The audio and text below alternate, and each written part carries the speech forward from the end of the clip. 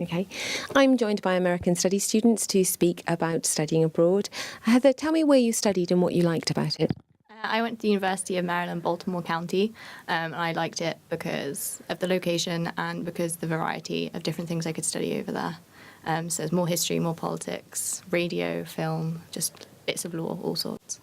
How different did you find the system in the States to the system in Swansea? It was really different, actually. Like, everyone said before we went that it's more work, but it's easier, and that I found that was completely true. Like, you're reading all the time, you're writing all the time, you're given an essay question on Thursday and have to hand it in on Tuesday, whereas here you get given the deadline, which is usually November or December, from the very beginning.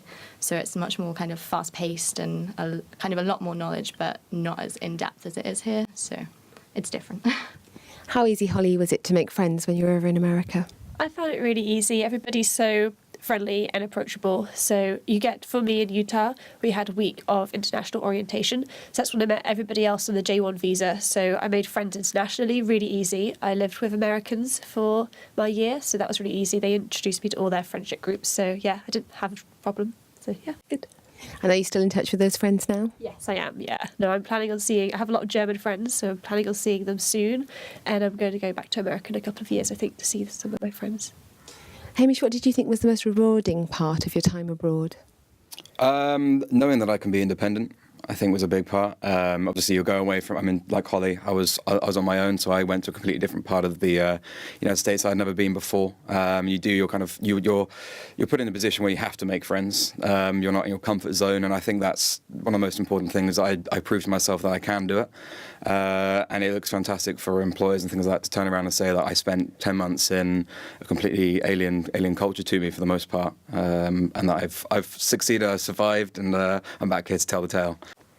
And I understand when you were studying in the States, they had some interesting visitors to the region.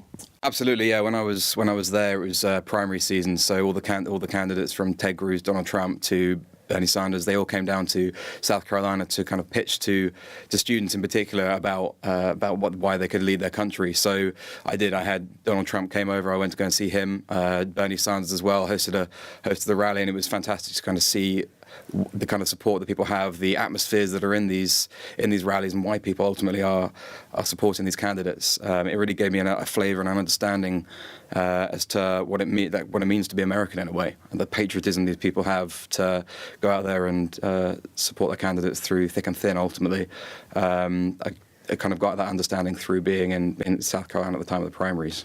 And given that you've learned so much by being in the States, would you recommend the year abroad to other students?